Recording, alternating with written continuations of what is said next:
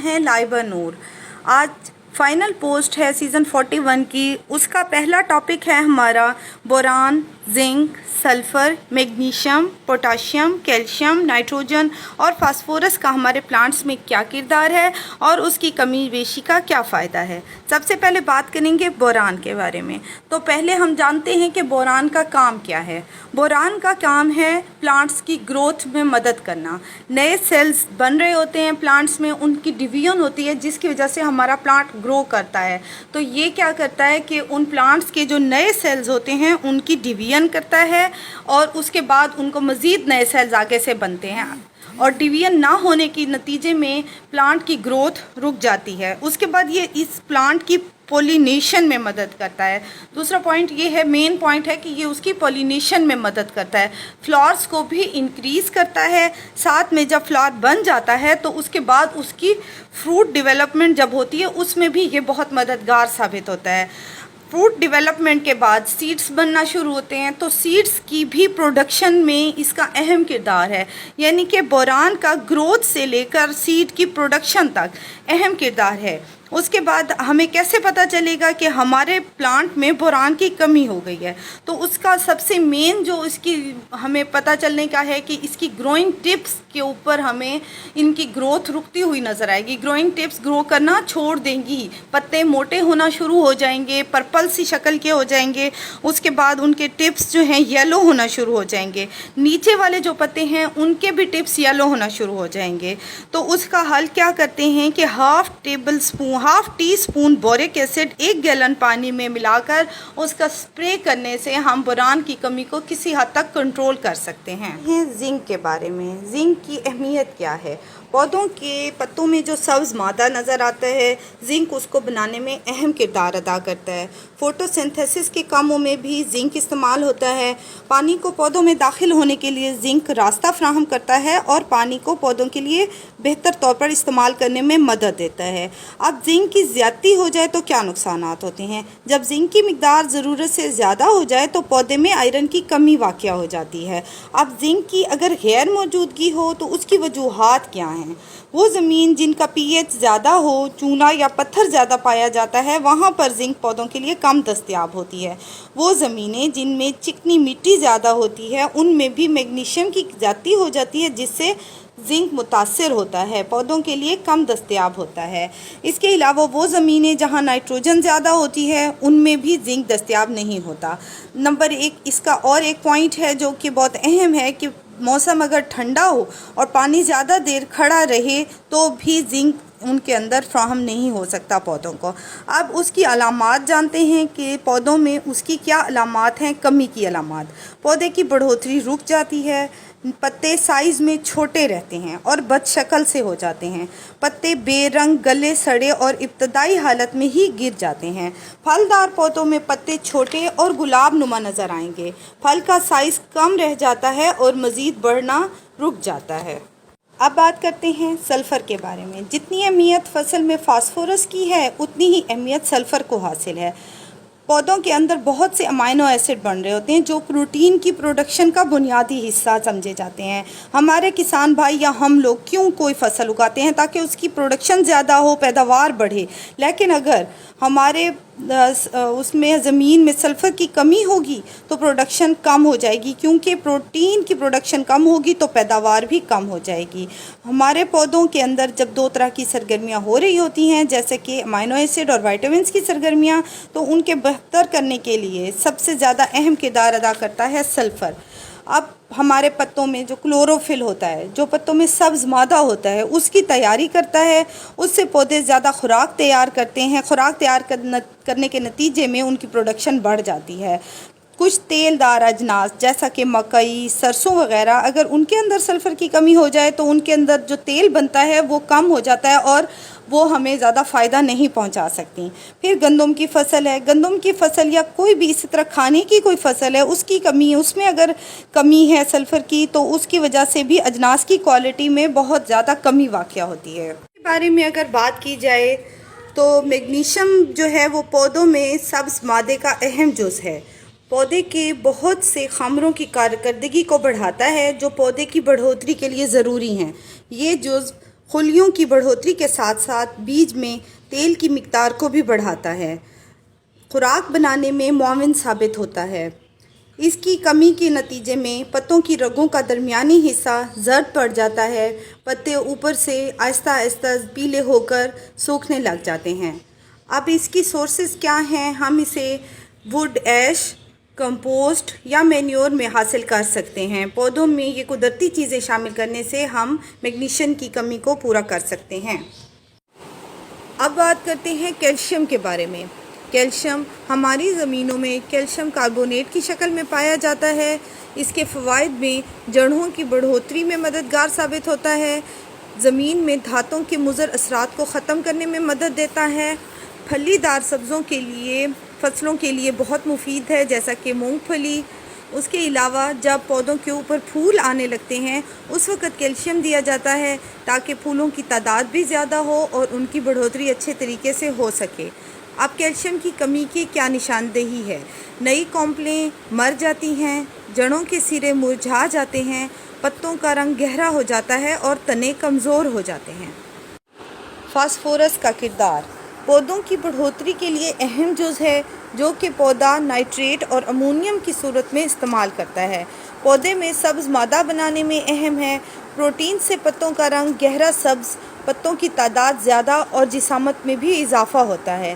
اس کے علاوہ یہ فصلوں کے لیے پیدا ہونے والے شگوفوں کی تعداد میں اضافے کے ساتھ ساتھ بڑھوتری کے عمل کو بھی تیز کرتا ہے۔ الرحمن الرحیم، سیزن 41، ٹاپک 2۔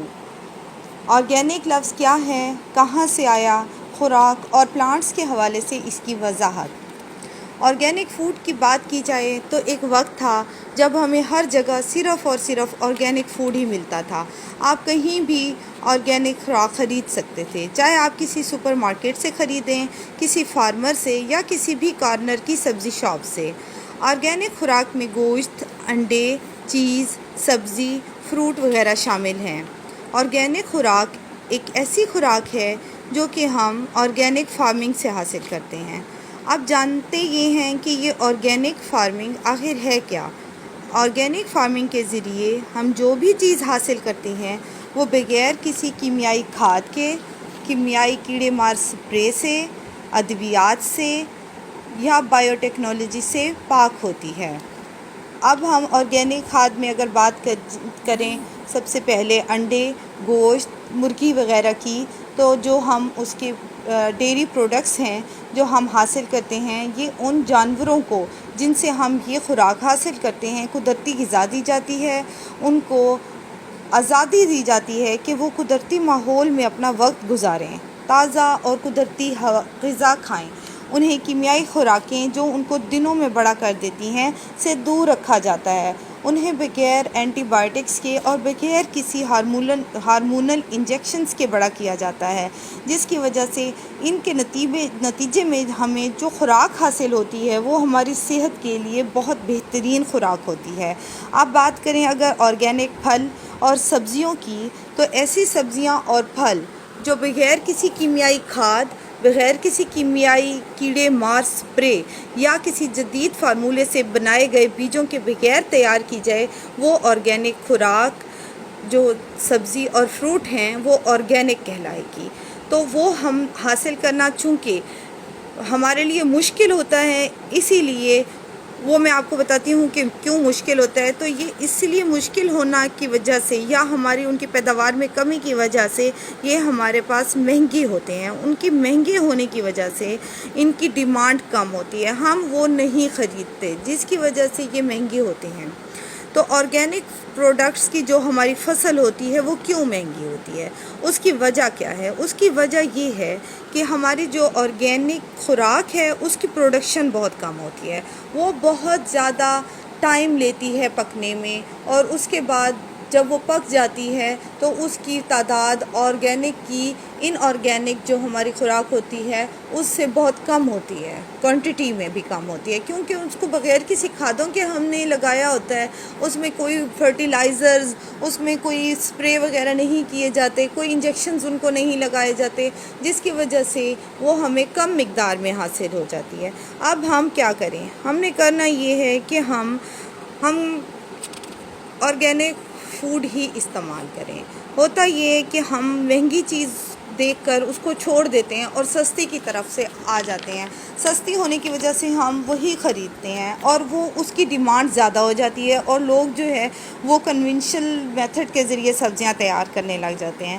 اگر ہم سمجھ جائیں اور ہم آرگینک طریقے سے خوراک تیار کریں، سبزی فروٹ تیار کریں، آرگینک فارمنگ جیسے کہ گوٹ فارمنگ ہے یا کاؤ وغیرہ ان کی فارمنگ ہے، ان کو ہم بڑھوتری دیں تو ہمارے یہ خوراک سستی ہو جائے گی، کیونکہ جب اس کی ڈیمانڈ بڑھے گی تو زیادہ لوگ اسے اپنائیں گے اور ان کی پھر پروڈکشن بھی زیادہ ہوگی اور سستی بھی ہو جائے گی۔ تو میرا آپ لوگوں سے یہ مشورہ ہے، بلکہ آپ لوگوں سے یہ گزارش ہے کہ کم پہن لیجئے، کم کھا لیجئے، لیکن پلیز آرگینک خوراک ہی استعمال کیجئے۔ بہت شکریہ۔ سیزن 41 کا تیسرا ٹاپک ہے فائنل پوسٹ کا کہ روف ٹاپ اور کچن گارڈننگ کے لیے سستے طریقے کیا ہیں۔ جب ہم روف ٹاپ یا کچن گارڈننگ کرتے ہیں تو اس کے لیے دیکھتے ہیں کہ سب سے پہلے ہمیں کس چیز کی ضرورت پڑتی ہے۔ سب سے پہلے ہمیں پاٹس چاہیے ہوتے ہیں۔ تو پاٹس کے لیے سستا طریقہ کیا ہے؟ نمبر 1، اس کا سب سے سستا طریقہ ہے یہ پلاسٹک کے کریٹس۔ یہ پلاسٹک کے کریٹس آپ کو 20 سے 25 روپے میں آرام سے سبزی والے کی شاپ سے مل سکتا ہے۔ اس کے اندر آپ یہ بوری ڈالیں، بوری ڈال کے اس کے اندر مٹی بھر لیں۔ یہ سب سے بیسٹ طریقہ ہے، اس میں زیادہ پودے لگ جاتے ہیں اور یہ مہنگا بھی نہیں ہے، بہت ہی سستا ہے۔ اور اس کے علاوہ یہ پچھیاں سی ہوتی ہیں جو یہ بھی سبزی والوں سے مل جاتی ہیں، اس کے اندر بوری رکھ کے آپ مٹی بھر کے ان کو استعمال کر سکتے ہیں۔ آپ گھر کی کسی بھی چیز کو استعمال کر سکتے ہیں۔ یہ میں نے کیا کیا ہے، یہ جو پیکنگ مٹیریل نکلا ہے اس کے اندر مٹی ڈال کے میں نے کیکٹس لگائے ہوئے ہیں۔ اگر آپ نے سیڈلنگ تیار کرنی ہے، ایک تو یہ سیڈلنگ ٹرے ہوتے ہیں جو کہ آپ ایک دفعہ خریدتے ہیں، یہ بھی کافی عرصہ آپ کے لیے بہت اچھے چل جاتے ہیں۔ لیکن اگر آپ کے پاس یہ نہیں ہے اویلیبل اور آپ نہیں خرید سکتے، آپ کا بجٹ کم ہے، تو آپ یہ کچن کے جو انڈے آتے ہیں ان کے جو خالی کریٹس ہوتے ہیں ان کے اندر مٹی بھر کے ان کے اندر بہت آسانی سے سیڈلنگ کر سکتے ہیں۔ اس کے علاوہ آپ نے یہ اس طرح سے آئل کے پیکٹس ہوتے ہیں ان کے اندر بھی مٹی بھر کے کچھ بھی لگا سکتے ہیں۔ یہ آئل کے پیکٹ کے اندر میں نے سیڈ لگایا تھا کھجور کا، اب یہ اتنا بڑا ہو گیا ہے۔ کچن گارڈننگ مشکل نہیں ہے، آسان ہے۔ یہ سرف کا پیکٹ ہے، سرف کے پیکٹ کے اندر ایک میں نے پودا لگایا ہوا ہے۔ اس کے ساتھ یہ پلاسٹک کی بوٹلز ہیں، یہ دیکھیے یہ پلاسٹک کی بوٹلز ہیں، پلاسٹک کی اس کے اندر کٹنگ لگائی تھی میں نے اور یہ اچھی ماشاءاللہ سے یہ چل پڑی ہے۔ یہ دیکھیے یہ میرے گھر انار کا پودا ہے، یہ اس کی کٹنگ لگائی ہے۔ لکڑی کے کریٹس ہیں، ان کو آپ یوز کر سکتے ہیں۔ یہاں پہ یہ ایک اور سرف کا ہے شاپر، اس کے اندر بھی میں نے مرچیں لگائی ہوئی ہیں۔ پانی کا بس ان کا خیال کرنا ہوتا ہے، آپ نے ہولز بنانے ہوتے ہیں، کسی بھی چیز میں آپ کچھ بھی لگا سکتے ہیں۔ یہ پرانی بالٹی کو بھی میں نے استعمال کیا ہوا ہے، ساتھ میں یہ انار کے میں نے سیڈز لگائے تھے، یہ بھی آئل کے پیکٹ میں لگے ہوئے ہیں۔ تو پاٹس کا تو کوئی بھی مسئلہ نہیں ہے۔ اگر آپ یہ والے پاٹس لینا چاہتے ہیں جو سب سے بیسٹ ہوتے ہیں کہ آپ کلے پاٹس یوز کریں، لیکن اگر مہنگے ہیں تو آپ کسی طرح کے بھی پاٹس آرام سے گھر کے لیے کچن گارڈننگ کے لیے استعمال کر سکتے ہیں۔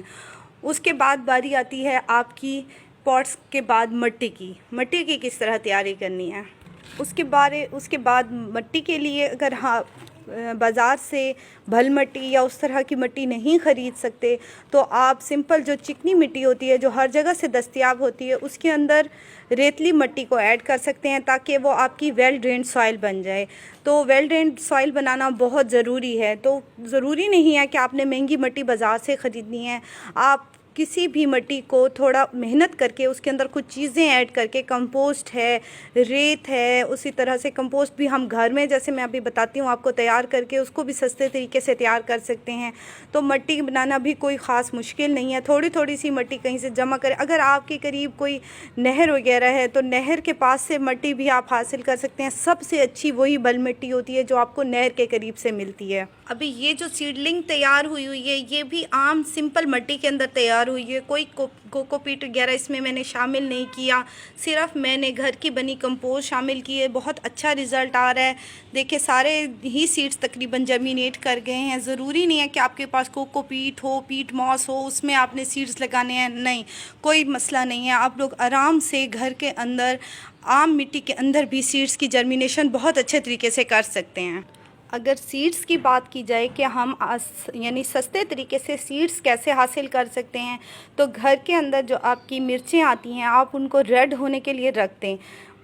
کوشش کریں کہ جو چھوٹی والی لال مرچ، جو چھوٹی والی مرچ ہوتی ہے وہ استعمال کریں، کیونکہ بڑی مرچیں جو ہوتی ہیں وہ ہائیبریڈ ہوتی ہیں۔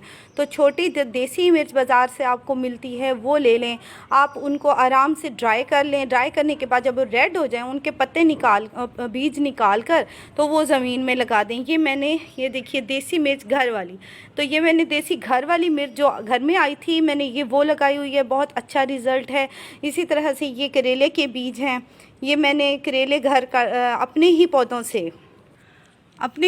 سے میں نے یہ جو کریلے کے بیج نکالے تھے جو سخت ہو گئے تھے وہ نکال کر میں نے یہ سیو کیے ہیں۔ یہ بیل جو کریلوں کی یہاں پہ لگی ہوئی ہے، یہ ساری میں نے گھر کے بیجوں سے ہی نکال کے خود، یعنی کہ کریلوں کے اندر سے بیج نکالے تھے اور اسی سے ہی بیل لگائی تھی۔ ماشاءاللہ سے اس کی ہارویسٹ ابھی میں نے کی تھی اور اس میں سے دوبارہ میں نے بیج سیو کیے ہیں۔ میں بینگن لائی تھی، بینگن سخت تھے، اندر بیج ان کے پکے ہوئے تھے، ان کو بھی میں نے واش کر کے بینگن کا پلپ ہٹا کے بیج نکال دیے ہیں، ان کو ڈرین کیا ہے۔ اب ان کو میں انشاءاللہ یہ بھی لگا دوں گی، بڑے اچھے طریقے سے یہ جرمینیٹ کر جاتے ہیں، کوئی مسئلہ نہیں، بلکہ بازاری جو بیج ہوتے ہیں، جو گھر کے یہ تازہ بیج ہوتے ہیں ٹماٹر کے، مرچوں کے، بینگن وغیرہ کے، کریلے کے، یہ زیادہ اچھے جرمینیٹ ہوتے ہیں کیونکہ یہ فریش ہوتے ہیں۔ بس ایک چیز جو آپ نے خیال کرنی ہوتی ہے وہ یہ ہے کہ آپ کے جو بیج ہیں کوشش کریں کہ جو دیسی چھوٹی مرچیں ہیں، دیسی چھوٹے ٹماٹر ہیں، ان میں سے نکالیں، وہ زیادہ اچھا آپ کو رزلٹ دیتے ہیں۔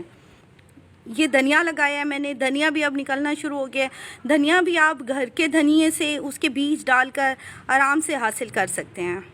یہ ادرک اور ہلدی کے جو آپ کے گھر میں آتی ہے اس کے بھی آپ ان کو زمین میں دبا دیں، آلو ہیں ان کو بھی زمین میں دبا دیں تو ان کے بھی پودے آرام سے نکل آتے ہیں، اور اچھی خاصی ہلدی اور ادرک آپ گھر میں حاصل کر سکتے ہیں۔ یہ دونوں بہت مہنگے آئٹم ہیں، کوشش کریں ہلدی اور ادرک ضرور لگائیں۔ اب اگر بات کی جائے زمین کے اندر مکس کرنے کے لیے ہم کھادیں کیا یوز کریں، تو گھر کے اندر جو آپ کے انڈے ہیں ان کے چھلکوں کا پاؤڈر بنا کے آپ ڈال سکتے ہیں۔ اس کے علاوہ کچن کے جو چیزیں ہیں کمپوسٹ، اس کے ساتھ آپ کچن کے چھلکوں کے ساتھ کمپوسٹ تیار کر سکتے ہیں۔ بنانا پیلز کا پاؤڈر تیار کر کے آپ کمپوسٹ کے مٹی کے اندر مکس کر سکتے ہیں۔ تو یہ سارے وہ طریقے ہیں جن سے آپ کم خرچ میں اپنے گھر کے اندر عمدہ طریقے سے فصلیں تیار کر سکتے ہیں، بلکہ گھر کی ضرورت تو کم از کم آپ کی وہ پوری کر ہی دیں گے۔ ایک چھوٹی سی بھی گھر میں جب ٹماٹر مرچ لگتا ہے تو اتنی خوشی ہوتی ہے کہ وہ بیان سے باہر ہے۔ تو ضرور اس کو ٹرائی کریں۔ اور ایک اور بات جو آپ کے لیے بہت اہم ہے، ہمیشہ آپ جو بھی چیز لگانا چاہیں، سبزیاں لگائیں یا پھل لگائیں، ہمیشہ ایسی چیز کا انتخاب کریں جو آپ کے ماحول کے مطابق ہو، یعنی کہ آپ کا ماحول اور ٹیمپریچر اس چیز کی اجازت دے۔ آپ اپنے ارد گرد یا اپنے شہر کے ٹیمپریچر کو چیک کریں تو اسی حساب سے آپ وہ پودا لگائیں، کیونکہ اگر آپ کسی اور علاقے کا پودا لگا لیں گے تو وہ آپ کا اچھا گرو نہیں کرے گا، اور آپ کے پیسے بھی ضائع ہوں گے، آپ کی محنت ضائع ہوگی اور آپ کو نا امیدی کا سامنا کرنا پڑے گا۔ اگر آپ گرم علاقے میں رہ رہے ہیں وہاں کی سبزیاں لگائیں، آپ کو اچھا پھل دیں گی، کیونکہ جہاں کی جو زمین ہوتی ہے اس میں اس طرح کی سبزی جہاں وہ اگ رہی ہوتی ہے اس کے نیوٹریشن بھی موجود ہوتے ہیں۔ جیسے یہ مالٹے کا درخت ہے، ہمارے یہاں سرگودا میں مالٹے چونکہ زیادہ ہوتے ہیں تو مالٹے کے درخت میرے گھر بہت اچھے ہو رہے ہیں، کیونکہ یہاں کی زمین ہی ایسی ہے کہ وہ اس کو نیوٹریشن فل مقدار میں فراہم کرتی ہے۔ مجھے اس میں زیادہ اس کے اندر نیوٹریشن ایڈ کرنے کی ضرورت ہی نہیں پڑتی۔ جو علاقے کی پیداوار ہوتی ہے وہ ضرور لگائیں، وہ آپ کی بہت اچھی چلے گی اور آپ کو نا امیدی کا سامنا ظاہری باتیں نہیں کرنا پڑے گا، تو بہت خوشی بھی ہوگی اور آپ کا بار بار کرنے کو دل کرے گا۔ مجھے امید ہے کہ میں نے یہ کچھ سستے طریقے جو آپ کو بتائے ہیں وہ آپ کے لیے تھوڑے سے مددگار ثابت ہوں گے۔ سیزن 41 کی فائنل پوسٹ کا ٹاپک نمبر 4 ہے کہ ہائیبریڈ سیڈز کیا ہوتے ہیں، کیسے بنتے ہیں، اور ان کے نتیجے میں جو ہمارے پاس بیج حاصل ہوتا ہے وہ کیسا ہوتا ہے اور اس کا کیا رزلٹ آتا ہے۔ تو بات کرتے ہیں کہ ہائیبریڈ سیڈز آخر ہیں کیا اور ان کو کیسے بنایا جاتا ہے۔ ہائیبریڈ سیڈز اصل میں ہیں 2 ڈیفرنٹ پلانٹس کی کراس پالینیشن کے نتیجے میں جو ایک نیا سیڈز بنتا ہے اسے ہائیبریڈ سیڈز کہتے ہیں۔ اس کی مثال ہم یوں لیں گے کہ اگر ایک ٹماٹر کا پودا ہے جو کہ بہت اچھی فلاورنگ کرتا ہے، بہت اچھی فروٹنگ کرتا ہے، لیکن بیماریوں کے خلاف اس کی قوت مدافعت بہت کم ہے، جس کی وجہ سے اس کا بہت سارا فروٹ ضائع ہو جاتا ہے۔ اور اس کے ساتھ ایک اور ورائٹی کا ٹماٹر ہے جو کہ فروٹ اور پھل تو اچھا نہیں دیتا، لیکن بیماریوں کے خلاف اس کی قوت مدافعت بہت اچھی ہے۔ تو ان دونوں کی کراس پولینیشن کی جاتی ہے، جس کے نتیجے میں ایک ایسا سیڈز بنتا ہے جو کہ ہائیبرڈ سیڈ کہلاتا ہے۔ اس میں ان دونوں ورائٹیز کی خصوصیات موجود ہوتی ہیں۔ ان کو ایک اسپیشل کنٹرول انوائرمنٹ میں تیار کیا جاتا ہے، یعنی کہ گرین شیڈ تیار کیے جاتے ہیں جس کے اندر ان کی کراس پولینیشن کی جاتی ہے تاکہ یہ بیز، انسیکٹس اور یہ ان کے اوپر اوپن پولینیشن نہ کر سکیں، اور جو ان سائنٹسٹ نے یا ان کے جو ایکسپرٹس ہوتے ہیں انہوں نے کراس پولینیشن کی ہے، بالکل سیم وہی رزلٹ ان کو چاہیے ہوتا ہے جو کہ انہوں نے سوچا ہوتا ہے۔ سائنٹسٹ یا ایکسپرٹس کیا کرتے ہیں؟ وہ کرتے یہ ہیں کہ ایک پلانٹ کی پولنز لے کر دوسرے پلانٹ کے اندر اووری کے اوپر ڈالتے ہیں تاکہ وہ اس کے اندر جا کر دوسرے پلانٹ کی خصوصیات کے ساتھ مل کر ایک نیا سیڈ تیار کرے جس میں دونوں پلانٹس کی خصوصیات موجود ہوں، اور وہ ہائیبرڈ سیڈ ایک تو فروٹنگ بھی اچھی کرے گا اور ساتھ میں اس کے قوت مدافعت بھی بیماریوں کے خلاف اس کی دوسرے پلانٹس کی نسبت زیادہ ہوگی۔ اسی لیے لوگ زیادہ پریفر کرتے ہیں کہ وہ ہائیبرڈ سیڈز لگائیں، کیونکہ یہ آپ کو پیداوار زیادہ دیتے ہیں اور قوت مدافعت جو بیماریوں کے خلاف ہوتی ہے وہ بھی ان میں زیادہ ہوتی ہے۔ گھریلو پیمانے پر لوگ زیادہ تر ہائیبرڈ سیڈز ہی استعمال کرتے ہیں، لیکن بڑے پیمانے پر لوگ دیسی یا اوپن پولینیٹڈ سیڈز استعمال کرتے ہیں، کیونکہ ان کا ہر سال سیم رزلٹ ہوتا ہے اور انہیں پتہ ہوتا ہے کہ ہمارا یہ جو سیڈ ہے اس کا جو پلانٹ ہے اس میں کس کس چیز کی ضرورت ہے، کون سی دوائی ڈالنی ہے، کون سی اس کو کھاد کی ضرورت ہے۔ تو جو مستقل طور پر ایک ہی سیڈ اگا رہا ہوتا ہے وہ زیادہ تر اوپن پولینیٹڈ سیڈز استعمال کرتا ہے، لیکن جو گھر میں گھریلو پیمانے پر زیادہ تر لوگ ہائیبرڈ سیڈز ہی استعمال کرتے ہیں۔ اب بات کرتے ہیں کہ ان کا جو رزلٹ ہوتا ہے سیڈز کا وہ سیم کیوں نہیں ہوتا، اس کی کیا وجہ ہے؟ اس کی وجہ یہ ہے کہ اس کے نتیجے میں جو پلانٹ لگایا جاتا ہے، ہائیبرڈ سیڈز کے نتیجے میں جو پلانٹ لگایا جاتا ہے ان کے اندر جو سیڈ ڈیولپ ہوتا ہے وہ اپنے پیرنٹس پلانٹس میں سے کسی کی بھی خصوصیات لے سکتا ہے، یا وہ اس پلانٹ کی جس کی قوت مدافعت اچھی ہے یا اس پلانٹ کی جس کی فروٹنگ اچھی ہے، ان دونوں میں سے وہ کسی کی بھی خصوصیات لے سکتا ہے۔ لیکن ہو سکتا ہے کہ دونوں کی خصوصیات نہ لے اور ایک ڈیفرنٹ ورائٹی بن جائے، تو اسی لیے دوبارہ پریفر نہیں کیا جاتا کہ ہائیبرڈ سیڈز کے بیج کو دوبارہ لگایا جائے۔ اسی وجہ سے لوگ کہتے ہیں کہ ہائیبرڈ سیڈ لگانے کا نقصان ہے، کیونکہ ہر دفعہ ہر سال آپ کو بازار سے ہائیبرڈ سیڈ خریدنا پڑتا ہے، جبکہ دیسی سیڈز ہر سال آپ کو ایک ہی جیسا رزلٹ دیتا ہے۔ مجھے امید ہے کہ آپ لوگوں کو سمجھ آ گئی ہوگی کہ ہائیبرڈ سیڈز کس طرح بنائے جاتے ہیں اور ان کا رزلٹ کیا آتا ہے اور ان کے سیڈز لگانے کے کیا کیا نقصانات ہیں۔ شکریہ۔ آرگینک گارڈننگ کا سیزن 41 پوسٹ نمبر 5۔ گروپ اور ایڈمن سے آپ نے کیا سیکھا، اچھائی خامی کیا ہے ان میں، اور گروپ کی بہتری اور ممبرز کو سکھانے کے لیے مزید کیا کیا جانا چاہیے۔ تو سب سے پہلے بات کرتے ہیں کہ میں نے گروپ اور ایڈمن سے کیا سیکھا۔ گروپ اور ایڈمن سے میں نے اتنا کچھ سیکھا کہ بیان سے باہر ہے۔ 2 سال پہلے مجھے گارڈننگ کی الف بے تک معلوم نہیں تھی۔ کوئی عام سا پودا لے لیں جیسے کہ ایرو ہیڈ لے لیں، اسی طرح مختلف پودے ہیں، سنیک پلانٹ ہو گیا جو کہ بہت کامن پودے ہیں، مجھے ان کے نام تک نہیں معلوم تھے، پہچان بھی نہیں تھی۔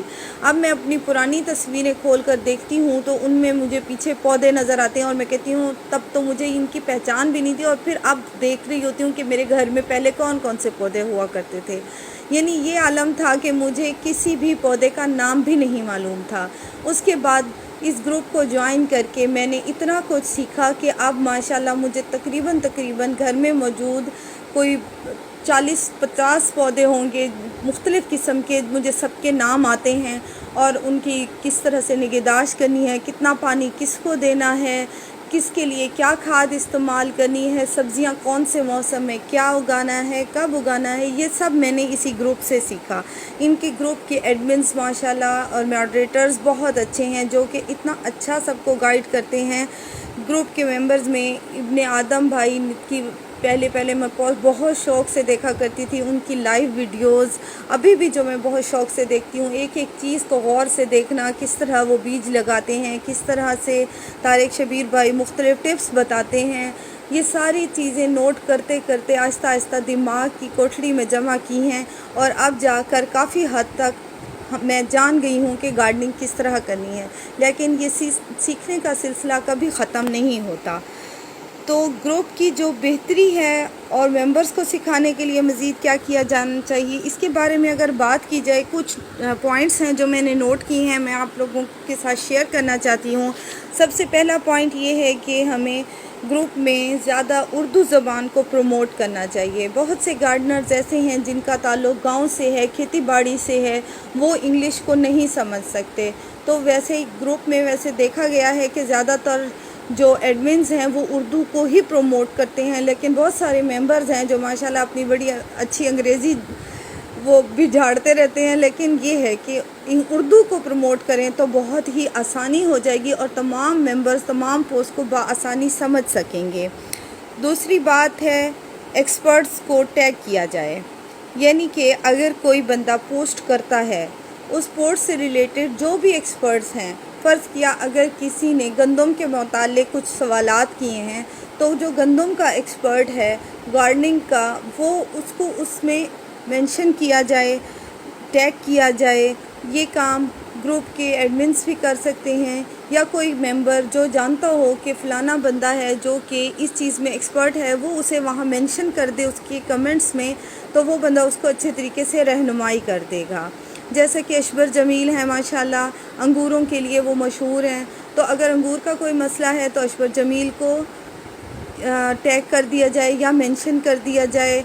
अब इसी तरह से दूसरी बहुत सारी चीज़ें हैं जो मुझे ज़ाहिर बातें पता हैं, अब काफ़ी हद तक मैं जान गई हूँ, लेकिन जो न्यू मेंबर्स हैं उनको मालूम नहीं होती।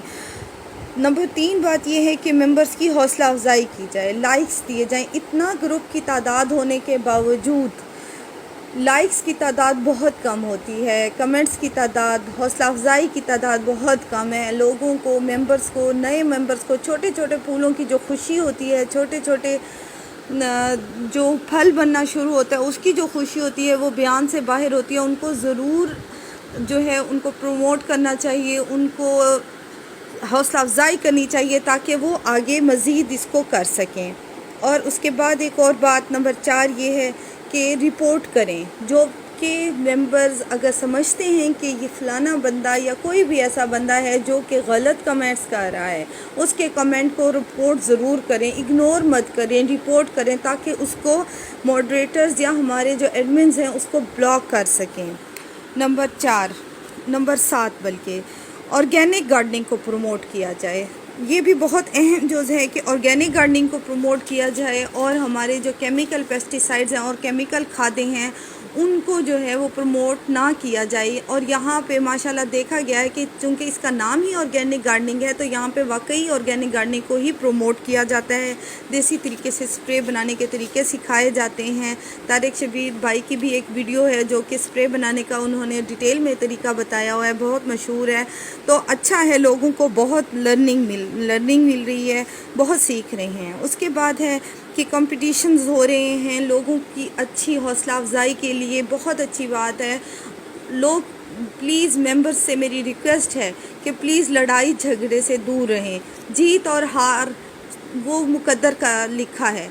एडमिन्स अपनी तरफ से पूरी कोशिश करते हैं। हम किसी की पोस्ट को अगर ज़्यादा लंबी हो जाए वाकई नहीं सुनते, उसको छोड़ देते हैं या उसको पढ़ना भी और छोड़ देते हैं। एडमिन्स की हिम्मत है कि वो इतनी पोस्टों को देखते हैं, उसके बाद अपनी राय कायम करते हैं, उनको मार्क्स देते हैं और फिर इनामात भी देते हैं।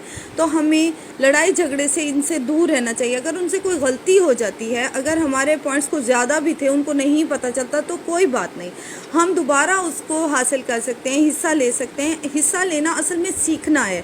اب میں نے اس کمپٹیشن میں حصہ لیا، میں نے بہت کچھ سیکھا، مجھے بالکل بھی پتہ نہیں تھا کس طرح ویڈیوز بناتے ہیں، ان کو کس طرح تصویریں لگاتے ہیں، کس طرح اس کے آگے وائس وغیرہ ریکارڈ کر کے اس کے ساتھ ان کو اٹیچ کیا جاتا ہے۔ مجھے ویڈیو میکنگ بالکل نہیں آتی تھی، لیکن اب میں نے ان سے کافی حد تک سیکھ لیا ہے انہی کمپٹیشنز کی وجہ سے۔ ہم کمپٹیشنز میں بہت کچھ سیکھتے ہیں۔ اب کمپٹیشنز میں جتنے کچھ ٹاپکس ملے ہیں وہ میں نے سیکھے، ان کے بارے میں ریسرچ کی، کاپیوں پہ لکھا، ان کو سارا کچھ ارینج کیا، ان کی تصویریں نکالی۔ مجھے تو بہت فائدہ ہوا اس کمپٹیشن میں حصہ لینے سے۔ اگر مجھے کوئی انعام نہیں بھی ملتا تو میرے لیے یہی انعام کافی ہے جو میں نے اس ریسرچ ورک سے حاصل کیا ہے۔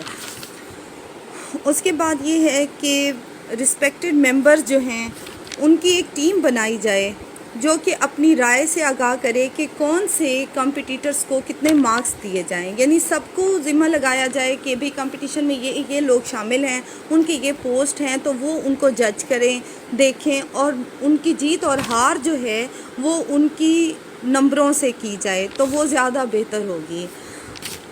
اور اس کے علاوہ ایک اور بات ہے کہ پول کا سلسلہ جو کہ مجھے ناپسند ہے اس کو کوشش کیا جائے ختم کیا جائے، کیونکہ بہت سے مستحق ممبرز ہیں جن کو پول کی وجہ سے بہت زیادہ مستحق ممبرز کی حق تلفی ہو جاتی ہے۔ ہر ایک کی اپنی رائے ہے، میں نے اپنی رائے پیش کی ہے، کچھ سجیشنز دی ہیں۔